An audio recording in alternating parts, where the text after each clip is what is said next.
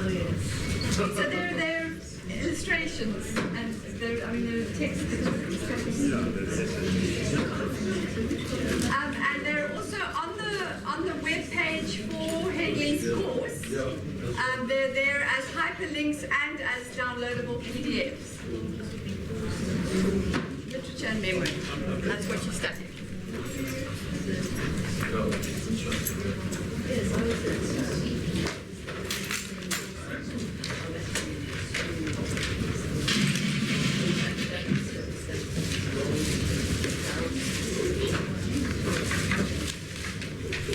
Hi everyone. Hi. Welcome back. Thanks for coming to this. I was told some people couldn't hear yesterday, so I've got a mic, but it's very sensitive, so just have to get used to it. But can you hear me okay now? Yes. Good. Sorry about that yesterday. All right. So today we're moving on to the heart of the matter, the knotty heart of it. Around autobiography, which is the sort of relation between confession and testimony in personal and life writing. And I'm going to talk about that. It also struck me after the questions that we had yesterday, and thanks for those, very interesting to get your feedback. Maybe I'll allow a bit more today, a bit more time today, is that,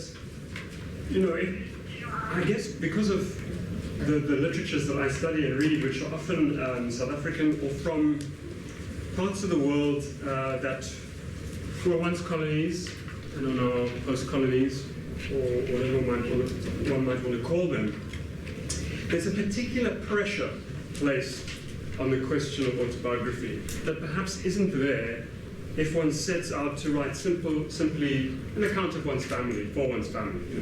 That's a certain kind of writing. And the stakes are different. But I guess I'm quite interested in non-fictional narrative and autobiography and memoir and life writing that comes out of quite charged contexts, where what happened is contested and debated and difficult, and often entails a reckoning with some quite, hard to confront truths. So I suppose I felt maybe I'd come across as very skeptical in the first lecture, but that's partly why I'm interested in writers like the ones I'm dealing with, Coetzee, Morrison, and so on, in that they're trying to reckon with the difficulty of history. For example, in the latter sections, I'll be looking at the question of nostalgia. But what happens if nostalgia is in a place like post-communist Eastern Europe or post-apartheid South Africa, where the good old days were also the bad old days? What does it mean to remember a childhood fondly with that kind of history? So I think there's a particular tension within some of these literatures which I'm interested in, and we'll see how that unfolds in the materials today.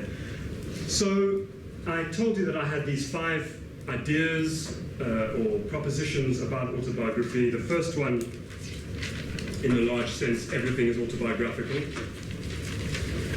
In the second sense, autobiography is a word that comes into existence at a specific time for specific reasons, and is a kind of quite a secular modern form. The third one was thinking about non-fiction and autobiography as structured by a kind of pact. When we enter into reading a book that we regard as non-fictional or memoir or life writing, there's a kind of deal that we're entering into, that we trust that the I, for example, on the page is equal and continuous and identical with the proper noun on the title page. But I'm also trying to suggest that that pact, like any deal, like any transaction, can be played with. And a lot of modern writing is sort of stretching the idea of what is autobiography and what is a first-person novel, and what about the strange spaces between them. Now I want to move on to the last 2 points, or propositions. And the first one here, the fourth one, is the question of confession. Now, I think you'll agree that the idea of confession and the confessional and confessing is a massive part of our culture. Tell-all memoirs. There's even a Facebook page called UCT Confessions, which is the sort of fear of lectures like me, because people can go and post things anonymously.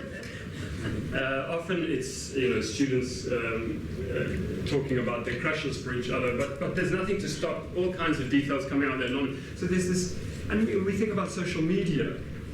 Michel de Montaigne, who's often associated with one of the first the French essayer to try, he said that someone will tell the public intimate things that they'd never dream of telling their closest friends. And I think we see that on social media and online, this oversharing, the too much information question. So there's this compulsion within us to confess, and it takes many forms. And it's so strong that even police and detectives often talk about people confessing to crimes that they never committed. So what is it with this desire or this compulsion to confess? Well, of course, it's got a very long history in religious cultures, and to take just Judeo-Christian culture, I mean, we can think about St. Augustine's Confessions. But St. Augustine was actually a Berber. He was a North African man who lived in Numidia, which was the Roman province. It was a province of the Roman Empire that's now Algeria. So in a sense, it's an African text, which is interesting. I didn't realize that. It's a North African text. And he writes this, I'm not sure if any of you have read it, but it's an extraordinary outpouring of his sinful youth and young manhood. Going from everything from what crimes did I commit as a baby, which I can no longer remember, as a boy, as a young man, of theft, of lust, all sorts of things. And the funny thing was that, after he had written it, and this is the 4th century, he became worried that his book of repentance and moral sort of tutelage was being read actually as an erotic bestseller. People were reading it for the dirty bits of him frequenting brothels in Carthage and so on. So there's always been that tension of prurience and morality around confession, right? And there's a famous passage when he's young, and he talks about stealing some pears. And whether we're actually supposed to take it literally as pears, or whether pears are more allegorical for temptations of a forbidden fruit, is something many scholars have argued over. But the thing that confounds him is that he and his friends stole the pears. They didn't even really want the pears. They just wanted to do something bad. Perhaps we ate some of them, but our real pleasure consisted in doing something that was forbidden. And as you read this text, he's continually turning over in his mind, where do the roots of wrongdoing and sinfulness come from? What then was this feeling? Who can understand his errors? Who can disentangle that twisted and intricate knottiness? Foul is it, I hate to think on it, to look on it, but thee I long for. And there's continually this address to the divine. O righteousness and innocency, beautiful and comely to all pure eyes, and of a satisfaction unsating. With thee the rest is rest entire and life imperturbable. Whoso enters into thee enters into the joy of his Lord, and shall not fear, and shall do excellently in the all excellent.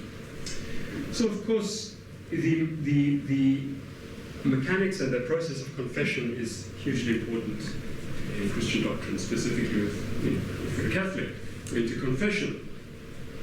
But what happens, I'm not a Catholic, but as I understand it, if you go to confession, confess your sins, you show penitence, and then you receive absolution.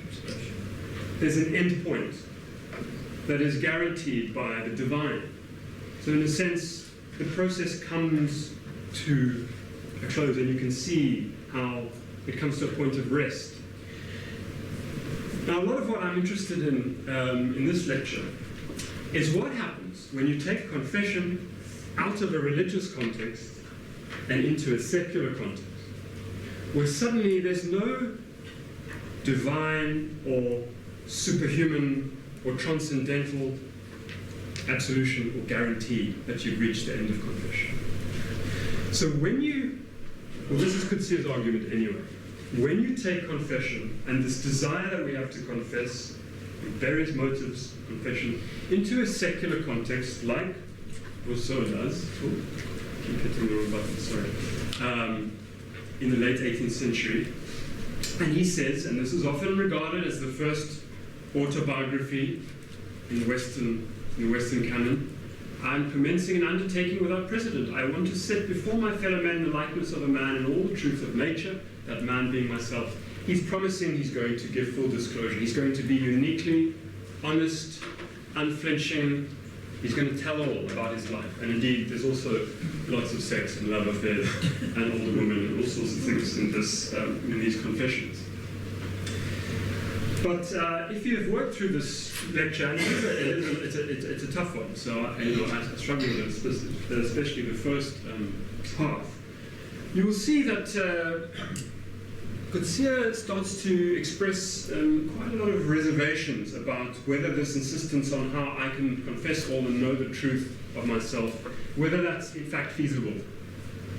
So this is, Rousseau again, talking about how he would tell anything. I will write what comes to me, I will express everything as I feel it, as I see it, without affectation, without constraint, without being upset. I will give myself up simultaneously to the memory of the impression I received in the past and to my present feeling about it, thus giving a twofold, two-level depiction, which is also what I've been talking about the historical I and the I at the time of writing, the memory of the impression I received in the past and my present feeling about it. It's always the I reflecting on a previous I in autobiography. And C.S. says, well, there's something a bit fishy here around this idea of authenticity. Because there can be something very self-serving about confession and something suspect morally about confession. Look how bad I am. The self-serving side to the notion was ridiculed by Rousseau's harshest critic, Dostoevsky, whose novels are full of people cherishing lies about themselves in the belief that the truth is not glamorous, that it is more important to be interesting than to be good. To Dostoevsky, confession, penance, and forgiveness, essentially self-forgiveness, because now, if you're no longer in a religious paradigm, it's about whether you're forgiving yourself, in a sense, go together to hope to attain the truth of one's life story. Sorry, let me start again. To Dostoevsky, confession, penance, and forgiveness, essentially self-forgiveness, go together to hope to attain the truth of one's life story about self-interrogation. Really lands one in an endless regression. Going, you put two mirrors against each other. That's that process, right? Since any position one settles on as the truth, however unkind it might be, can be subject to skeptical questioning. For example, but am I not lying to myself? Am I not making myself out to be worse than I am in order to make myself feel good about my ruthless honesty? Etc., etc., etc. Basically, you can always, whenever you think you've reached a self-truth, you can always actually subject it to a little bit more scrutiny as to whether that point might be of itself deluding. And I think this has very important consequences. For example, in a country like America, which goes through a Truth and Reconciliation Commission, when people are confessing, perpetrators confessing in front of the Truth Commission, what are the really motivations? Is it true penitence, or is it just expedience? Is it just confessing as much as is needed to get amnesty? The whole question of confession becomes riddled with kind of insecurities and questions, the knottiness that St. Augustine talks about. So this is, what am I trying to say? Well, I think he expresses it here. The end of confession is to tell the truth to and for oneself. But because of the nature of consciousness in the post-religious worldview, the self cannot tell the truth of itself to itself and come to rest without the possibility of self-deception.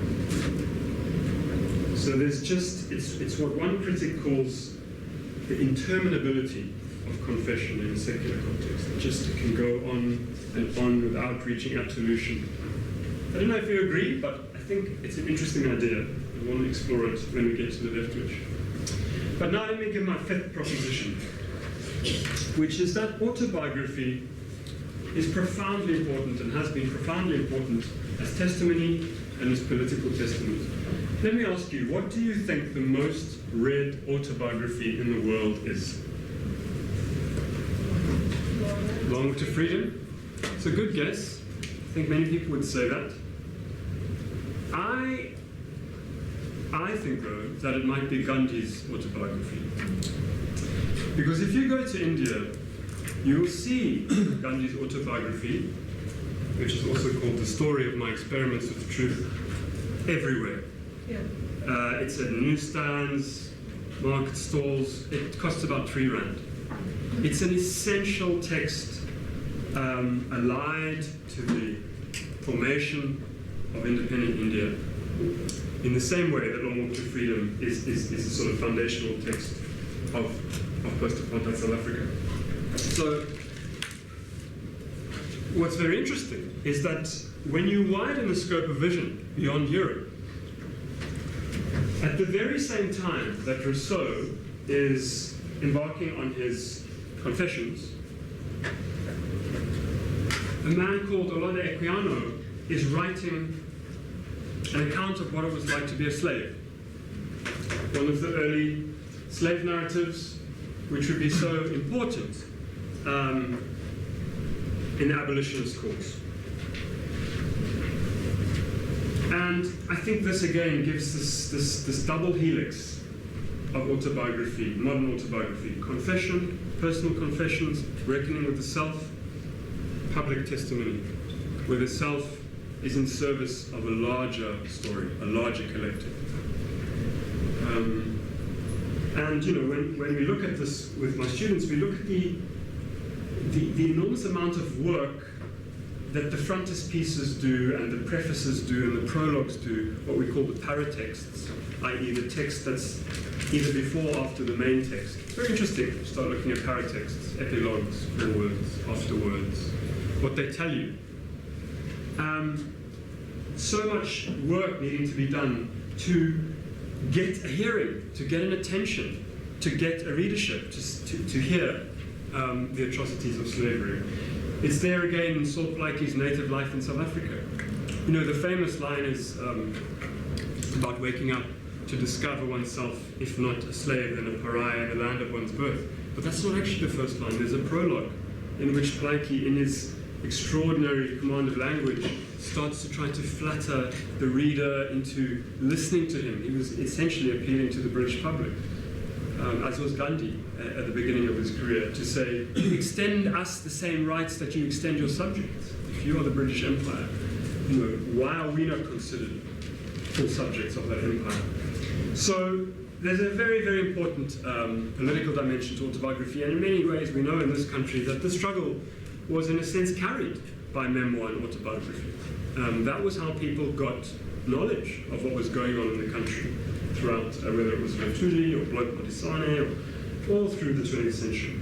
So, you know, Toni Morrison, I think, and I've just put a few pictures of Toni Morrison here because she died last year, and remembering her, when she talks about this, where she said, the style and circumstances of these narratives, they were written to say principally 2 things. One, this is my historical life, my singular, special example that is personal, but that also represents the race. 2, I write this text to persuade other people, you, the reader, who's probably not black, that we are human beings worthy of God's grace and the immediate abandonment of slavery.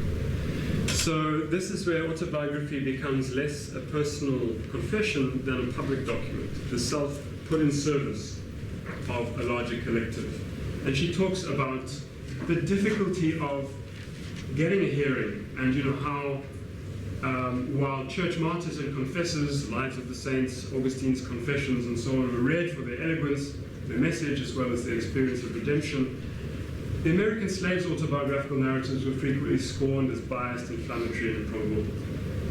Even though she shows people like Frederick Douglass were doing everything they can to dial down the emotional register of their texts, because they knew that those could be used to dismiss them. And finally, I thought I'd just quote this beautiful passage on memory, where she now says, well, my role as a novelist is then to go back to that experience which is often rendered in these narratives that are so clipped and impersonal, and try to imagine a much richer interiority and experience of what it actually felt like and what these people actually went through, all the things that couldn't be put in the genre of the slave narrative or the abolitionist pamphlet. And she says, she's talking about the Mississippi River, which was straightened out, in the South, American South. Rivers often redirected and sort of changed, and occasionally the river floods these places. Floods is the word they use, but in fact it is not flooding, it's remembering. Remembering where it used to be. All water has a perfect memory and is forever trying to get back where it was. Writers are like that, remembering where we were, what valley we ran through, what the banks were like, the light that was there, and the route back to our original place. It is emotional memory, what the nerves and the skin remember, as well as how it appeared, and a rush of imagination without flooding. So she says, along with the matrix of the work I do is to extend, fill in, and complement slave autobiographical narratives. And we've seen that as well in South African writing, as many writers have revisited the slave past of this city, and tried to work with the silences in the archive, the absences of memory, which is of course a very difficult and ethically fraught process. You don't want to read your own desires and projections back into the past, but you do want to revivify lives that have been forgotten or caused to disappear. So, there's a whole question of public memory and collective memory that one also has to think about. The autobiography of a movement. Mandela's autobiography, written in English, translated here into Xhosa. Interestingly, Mandela went, it's his name appears here, of course, but it was actually, this text was the product of a whole lot of people, including a lot of ghostwriters and his publisher. And interestingly, when they got his original manuscript, they kept saying, well, you always use we, and we need you to use I. It's got to be personable, we've got to be a personal narrative, because he was so schooled in the collective of the African National Congress. It was interesting because on Robben Island, the warders would not allow prisoners to use the word we in their letters. So this struggle over a pronoun, is playing out throughout these texts. And I don't know, I'm sure many of you have read Longing to Freedom. It's an interesting, it's a strange read, I find, because it's very impersonal book, really, isn't it? It's every event in Mandela's life has sort of been reverse engineered to serve a parable, really, which is the parable of the longing to freedom and of the coming into being of democracy in South Africa. So one searches in vain for real confessional juicy bits. You don't find them in that text. It's very disciplined. There's a few moments, when he's sliding down the rocks in Kunu as a boy. There's a few glimmers, but generally it's a very restrained informational account. Kwame Nkrumah, he actually just calls his, he conflates his name directly with that of Ghana, the first African country to win its independence.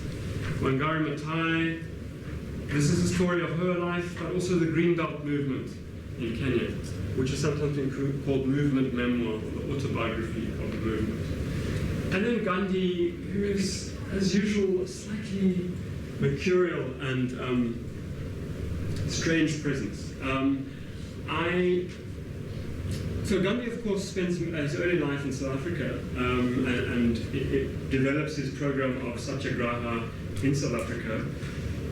It's often translated as passive resistance, but it actually really means truth force, or insistence in truth, confronting oppressors with truth. And this is, then he goes back to India and he starts writing columns about his life in Gujarati, at the ashram in Gujarat. And so it appears first in serialized, in a newspaper that he runs. And when he begins the project, he says, a God-fearing friend comes up to him and says, he's got doubts. He says, what has set you on this adventure? Writing an autobiography is a practice peculiar to the West. I know of nobody in the East having written one except amongst those who have come under Western influence. And what will you write? Supposing you reject tomorrow the things you hold as principles today, or supposing you revise in the future your plans of today, is it not likely that the men who shape their conduct on the authority of your words, spoken or written, may be misled? Don't you think it would be better not to write anything like an autobiography, at any rate, just yet? And characteristically, he kind of turns things to his own purpose and says, well, this has some effect on me, but I'm not trying to write a real autobiography. I simply want to tell the story of my numerous experiments with truth. And as my life consists of nothing but those experiments, it is true that the story will take the shape of an autobiography. So he tells the story of his fasting, of his life, of his bodily functions, even come into, it's a very unusual text in the way that it's very, it's sort of very attuned to himself as someone who's putting his body and himself through all kinds of different experiments in living, and then writing about them. So yeah, that would be my sense of the most read autobiography in the world. Perhaps the most influential, given India is the biggest democracy in the world, but perhaps with Mandela as a close second, I'm not sure. But autobiography has been a major political force. So, now we turn to the essay by Adrian Leftwich. So, I imagine some of you might have read it, but it doesn't matter if you haven't. So, in the 60s, just after Sharpeville, 1964 actually, the apartheid security police arrested several members of an organization called the African Resistance Movement, the ARM, which was an underground organization of ex-communists and liberals who become radicals who had been bombing pylons and signal boxes and other infrastructural targets to send a message that resistance was still alive after Sharpeville. And soon after being taken into detention, one of them, Adrian Leftwich, began to talk. He'd been recruited, he'd been responsible for recruiting many of the people in the organization, and he'd actually violated the cellular structure that underground organizations should have, so that if one cell gets compromised, others don't. But he knew too much about it, and he cracked. Now look, many people did, almost everyone does after police brutality and torture, but Leftwich, so the story goes, started giving names very quickly and very freely or gratuitously. He began giving the police everything they wanted and more, and his exhaustive testimony, first in detention and then as a state witness, was used to convict his closest friends, one of whom had been best man Ray, Hugh Lewin, who also wrote a memoir about this, which I'll get to. The apartheid judge, when sentencing him, once he served as state witness, the deal was that he would then be kicked out the country, couldn't come back. The apartheid judge said that to call him a rat was hard on rats. And that is something he tells us himself in this essay. So in a 2002 edition of Granta, which was called Bad Company, he published this essay, I gave the names, which he said took him 15 years to write. It says, what follows is much an essay in the personal politics of fear as it is an essay in the politics of failure and betrayal. So I read this essay not knowing any of the story around it.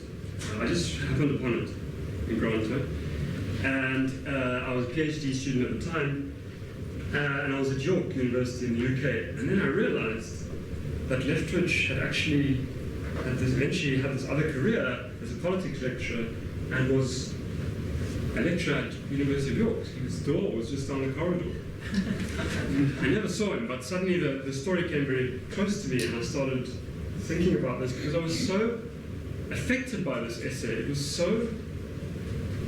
He just looks at this incredibly shameful thing that he did, and which ruined so many lives, tore apart this movement, sent so many people to jail for so long.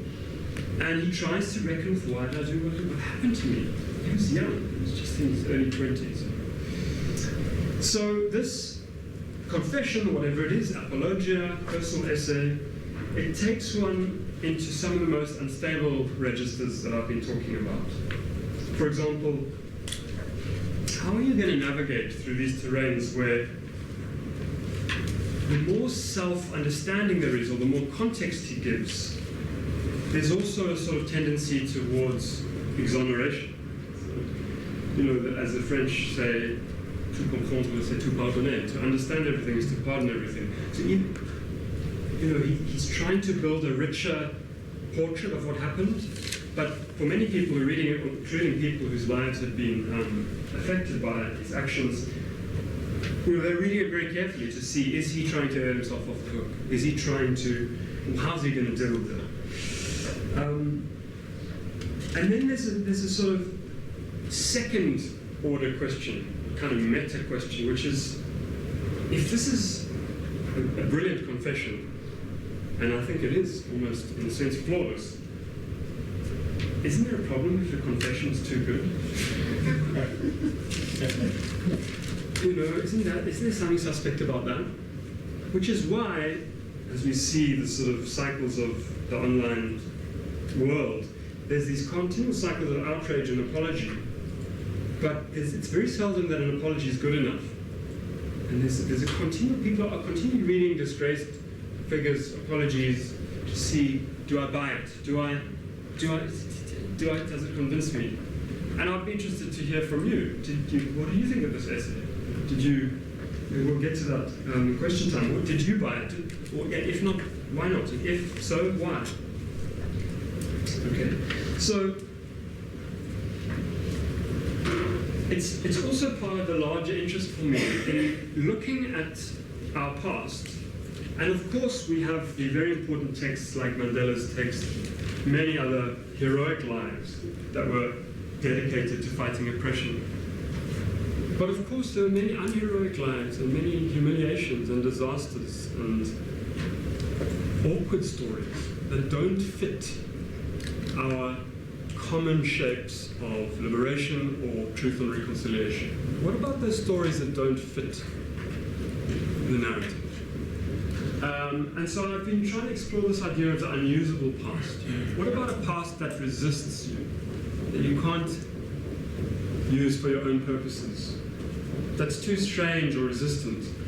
And you know, here I've been linking together various stories. One is the story of Ta-Nehisi, who killed for Vut, and was often seen as a mad Greek who acted on instructions from a tapeworm, and he was called an expedite skepsel, and the judge talked about a meaningless creature who led a useless life, and yet was clearly a political,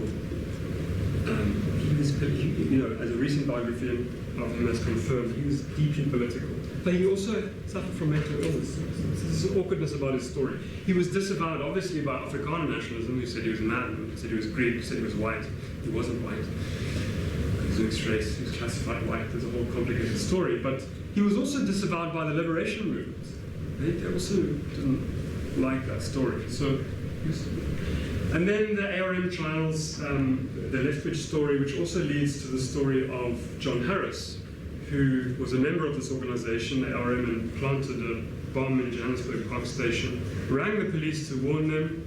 No action was taken and exploded, killing several civilians. It was a disaster for this movement. So you know, this story, the ARM story, the ARM story, they're not really part of the struggle. They're sort of, they don't fit. There's this metaphor of uselessness that comes through again. Alan Paton writing to Liam Rockwood, the whole thing is so splendid and tragic and useless.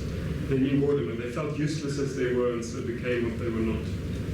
Athol Fugard creates a very avant-garde play, interpreting the station bomber through the Oresteia. So I guess my question here is, you know, when official history doesn't tell you the story and you have to go to creative works and autobiographies and memoirs, what happens then? And you know, as more I looked, these stories are actually threaded into so many different texts. So Fenders and his tapeworm, African resistance movement, the station bomber, questions of betrayal, collaboration. There's this whole canon of works that are looking at South African history in a way that's more tuned to dissonant lives, that don't fit our easy narratives that have an end point, you know, because Truth and Reconciliation wanted an end point, that there would be reconciliation and a kind of absolution. It was a very Christian ethos, of course, shepherded by Archbishop Tutu towards but not everything was resolved. There's still unfinished business. So I've been quite interested in this whole canon of works. So, you know, when he says here, it has taken me a long time to be able to look at what happened and try to come to terms with it. One scholar, Michael Haynes, who wrote very brilliantly about the TRC and also about childhood memoirs in South Africa, specifically memoirs of white childhoods, he was saying, you know, this phrase "come to terms with" is an ambiguous one. Because on the one hand, it seems to say, let's face up to it, let's be honest. But to come to terms can also sort of mean to come to an arrangement with, or to come to an easier relationship, or to live with, or to become more comfortable with. So this is, I think, the sort of paradox that this essay is operating through. It's both trying to say the worst, and you know, could you get a more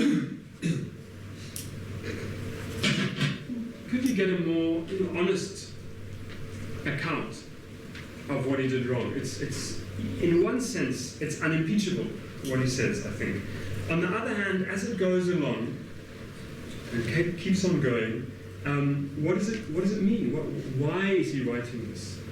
And does his very attempt to narrativize it start to work against its truthfulness? Should he have just left it there? I gave the names, just admitting it. I mean, I don't think so, but you can see where these sort of trapdoors open up. So I found this piece by, I'm not sure how to pronounce his name, Philip Lopate. There's a very nice anthology of the personal essay. And he says the struggle for honesty is central to the ethos of the personal essay. I want to be an honest man and a good writer, James Baldwin put it. We're going to get to Baldwin later in the week. Yet the personal essayist admits that few of us can remain honest for long, since humans are incorrigibly self-deceiving, rationalizing animals. Ironically, it is this skepticism that uniquely equips the personal essayist for the difficult climb into honesty. And to me, when I read these words, I always think of George Orwell and his essays like Shooting an Elephant and The Hanging. I'm not sure, you know, the classics of the genre. Where George Orwell, I mean, it's not his real name, he's born Eric Blair, he goes to Eton, he becomes a colonial policeman in Burma, then he realizes what he's involved in is profoundly unjust and starts writing about it and invents a name called George Orwell, who allows him to deal with his own experience with this kind of lacerating honesty that I find so beguiling in his writing. When he writes about his school days, the way he writes about is how honest he is, how unflinching he is. So often the plot of a personal essay, its drama, its suspense, consists in watching how the essayist can drop past his or her psychic defenses towards deeper levels of honesty. There is a certain strictness or even cruelty at times in the impulse of the personal essayist to scrape away every illusion. And I guess that the pieces I've chosen for this lecture series are quite cruel. They're not warm and fuzzy. Well, there's some fuzzy moments, but they're quite unflinching pieces as the self looks back in a rather hard-eyed way. So, you know, you can track the evolving honesty and the way it goes through. It tries to get more and more honesty as it tries to take account of where it might be seen to fail. It tries to account for all of this. He says, I cannot give a clear profile of my motives except to say that, looking back now, I detect a fatal mixture in them which I was not able to explore. Without realizing what I was doing, I slipped into a kind of danger for which I was neither suited nor prepared. mean, he'd been head of NUSAS, he was a student leader, he had a bright future ahead of him, he was charismatic, popular, and then everything fell. C.J. Driver actually writes a little novella around this story called Elegy for a Revolution. Part of it's set around this campus. It's very interesting. It's, you know, when you think about pronouns, what the dance of the I here, the writing I, the I in the past, trying to understand how that I relates to the one that's writing it. It's very, yes, it starts to become very slippery, I think. And he says, I've come to think that not all the choices we make are as rational as we might want them to be, especially the fateful ones. Perhaps they are more like lunges propelled by deeper currents of animal fear, survival urges, aggression, insecurity, pain, hate, lust, or anger, which surface unpredictably, and which can have the power to push aside all values, beliefs, morals, culture, restraint, reason, and self-dignity. They don't always do this, but I can. I think something like that was going on when I came to choose what I was going to do. It's a very complex passage. Is he choosing it? Is it something that's instinctual that he can't? Is he excusing himself here? Is he being honest? It sort of walks this knife edge. He talks about other white South Africans who left the country rather than get involved in underground activism. He said where they had the self-discipline, self-knowledge, and honesty to match their involvement with their capacities or to leave the country, I made the error of crossing the threshold into danger. Was this not my real crime, my original one, the crime of self-ignorance? And did my other crimes not follow from this? The idea that he didn't know himself well enough to actually get into what he got into. And when the crunch came and he was arrested, he crumbled. He folded like a pack of cards. He talks about how the encounter with myself brewed the acid that stripped me. He just fell apart in detention. It's a very sad and affecting story, but I think it's also an immensely courageous essay in confronting that. He even knows the problems of confession. He writes them into the essay. Because this is the power of the reflective personal essay. It can write in its own doubt. It can contradict itself. It can move back and say, but actually, what I've just written seems inadequate. It's a very dynamic and agile form that continually is changing its focus, its depth of focus. It can move. Any attempt to explain how these things came to happen will also carry with it the whining implication of justification of some kind by shifting responsibility to some other place, person, or situation. I have no wish to do that. It was me. If I could change the past, I would, but I cannot. So there it must rest. There it must stay. And some would say it would therefore be best for me to shut up, say no more about anything, and crawl away. But I do have something to say. So this comes halfway through the essay. So there's a compulsion to say it. He knows that in saying it, he might be working against his own best interests. He knows that maybe it could just come to rest by just saying, it was me, I gave the names. It's the simplest kind of sentence you can have in English. I gave the names. But I do have something to say. So now I just want to contrast it, as I move to the end, with, Jan yesterday asked, why does Coetzee write his memoirs, or whatever they are, in the third person? Well, I think that this has something to do with it. It's around his suspicion of confession in a place like South Africa, especially from the perspective of a white South African memoir. The danger that anything you say is likely to start trying to excuse things or exonerate the past. So he distances that I. He doesn't allow himself to use that I. And there's many passages like this. It's about growing up in Worcester and then moving to Cape Town, and so on and so on. And this passage has always stayed with me, where he talks about during their first months in Worcester, they were invited to one of the farms that supplied fruit to standard canners. While the grown-ups drank tea, he and his brother roamed around the farmyard. There they came upon a mealie grinding machine. He persuaded his brother to put his hand down the funnel. where the meatlets were thrown in. Then he turned the handle. For an instant before he stopped, he could feel the fine bones of the fingers being crushed. His brother stood with his hand trapped in the machine, ashen with pain, a puzzled, inquiring look on his face. Their hosts rushed them all to the hospital, where a doctor amputated half the middle finger of his brother's left hand. For a while he walked around with his hand bandaged and his arm in a sling. Then he wore a little black leather pouch over the finger stump. He was 6 years old. Though no one pretended his finger would grow back, he did not complain. And then look, that he has to switch back from the brother to the narrator. He has never apologized to his brother, nor has he ever been reproached with what he did. Nevertheless, the memory lies like a weight upon him, the memory of the soft resistance of flesh and bone, and then the grinding. Okay, so many people might read this and say, oh, that's why I don't like Coetzee, so negative, he's so dark. But this is why I love him, because first of all, childhood, we inherit this romantic idea of childhood as a time of happiness and innocence, which it might be, but it's also a time of cruelty and fear and needless violence, that bullying. I recognize this kind of thing, of doing something to someone for no real reason. Just why? You know, the puzzled inquiring look on his brother's face. Why are you grinding my hand? You made me grind it. It's horrific. He did not complain, and the narrator never apologized.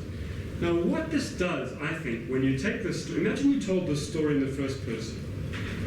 We were on our uncle's farm, and my brother and I went, and I kind of felt, and I did that. You'd immediately start trying to hedge it around with justification, qualification, explanation, obfuscation, what have you. You know, the first person pulls out that kind of the confession. This isn't really, if this is a confession, it's of a very particular kind. It's stripped down to just the events. There's no attempt to pretend that he can access the truth of what actually happened. To me, this is basically saying some parts of life are mysterious and opaque and resistant to real conscious understanding. And let's honor that. You know, if I got in here with a first-person narrator and tried to start explaining everything, it might be less powerful than stripping all of that out. You might not agree, you know, and many people might not like this voice or this approach, but I find it extremely unflinching, but also very forgiving, in the sense that I think that even within the restraint of this writing, there's a deep forgiveness of the younger self coming through. But it's a forgiveness that's even more powerful because it's not sentimental. It's not warm and fuzzy. I don't know if you agree. I'll be interested to hear what you think. So, in a sense, what Coetzee is talking about the endless cycle of confession. How I confess because I feel bad, but then have I confessed just because of that? Am I really sorry? I'm so bad. You know, there's a sort of endlessness of it. You can carry on confessing all day long, but will you get to the truth of that experience? He short circuits that process through the third person. He doesn't allow that self to get in there. Leftwich can't do that. He's writing autobiography in a much more conventional sense. I mean, imagine he wrote in the third person. It would come across like a very pretentious literary performance if he wrote his own story and he's stuck with I, and he has to puzzle this labyrinth for himself. This is in the past. This is the last sort of moments of the essay. You know, Roland Barthes had this idea when you look at a photograph. You see the general meaning of a photograph, you can get the general gist of it, which he calls the studium, what it's meant to say, but then if you look at a photograph that really affects you, there'll often be a strange detail that pricks you in an unexpected way, and he called that the punctum. The strange detail that affects you, and you don't even know why. It might be someone's shoelace, it might be the way someone's arm is positioned. If you look at a photograph, often you're obsessed by something that you don't know why that is. And I often tell students, if you're reading a poem or a novel, go for those moments where something has pierced you, but you don't know why, And for me, it was this moment where he's been, his life has collapsed in South Africa, he's been kicked out, he's been called a rat, worse than a rat, he's had to take this exit permit, he's trying to make a new life, he's in a cottage on the Welsh border, and then suddenly this crate arrives of his possessions, and it's left outside the door. And it, to me, I don't know why it affects me, because but this idea that this random crate of stuff from his previous life just turns up unannounced on the door.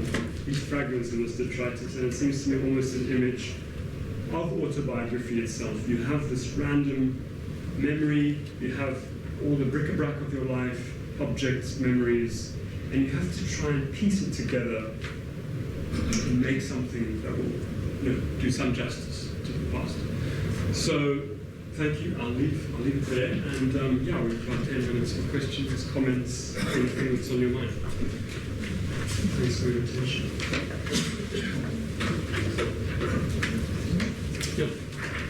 I don't really have a question, but it's a comment. Towards the end of Letwich's piece, it talks about the role of therapy. And I just found that interesting in the light of yesterday. You also touched on therapy, and for him it seemed that therapy played a role in forgiveness or forgiving himself. So I just found that connection interesting. That writing also is therapeutic. Yeah, and there's that beautiful moment of when he gives up sleeping pills, and then he talks about sleep coming back like a tide. Yeah, it's written from that perspective. In a sense, you have a sense that it's that process that's been the genesis of this piece. Exactly. And that it's actually, you see, and I think why this essay affects me so much in the essays that I read is that you sense the time in the essay. There's so much time that's distilled time, thinking, reflection. It's the product of so much cogitation and so many sessions, probably, of therapy that, so it's sort of got that aura to it. Yeah. From the title, I gave the names, and from the content of the writing, one would assume that his guilt or his confession is about revealing the names of the people working with him. But to what extent did he feel remorse for having dealt in arms, in explosives? I was at university in 1966, and so these kind of things were discussed. And he's become a pacifist. Maybe that has worried him, that he was dealing, we all know the intention was not to harm people, but the Harris bomb killed people. And so he hasn't revealed that, but maybe he needed to.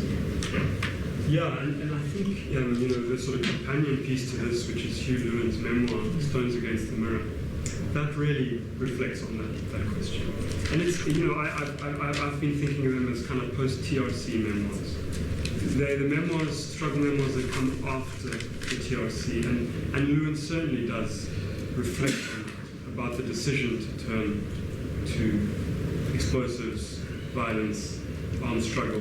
They are and actually predated the formation of Umkhonto we Sizwe. So it was, and the ANC was one of the last liberation movements in the world to turn to armed struggle. So yes, those debates were very live at the time, and in some of those other books like Elegy for there's a lot of that question, which is such a big question in the 20th century about what cost to turn to violent struggle. Even though it was meant against infrastructure targets, inevitably it claimed victims unintentionally. So I don't, he doesn't deal with it here so much, but in the texts that surround it, I think it's a big question. And Hugh Lewin's memoirs, it's an interesting text also because of the way he reacts to this. On the surface of it, he seems to say, I accept this essay, but I think that there's a lot of unease in Hugh Lewin's part about what, there's something unresolved about the story, especially when Hugh Lewin finds that a conceptual artist has made a conceptual art piece out of this very essay where you go, and this was on at the Venice Biennale, you go to the microphone and the words are there and you speak the words of the perpetrator.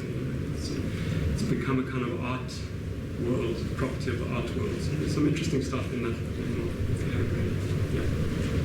When you to give evidence, you're supposed to tell the truth, the whole truth, and nothing but the truth. But when you're writing autobiography, you need to tell the whole truth. Is it not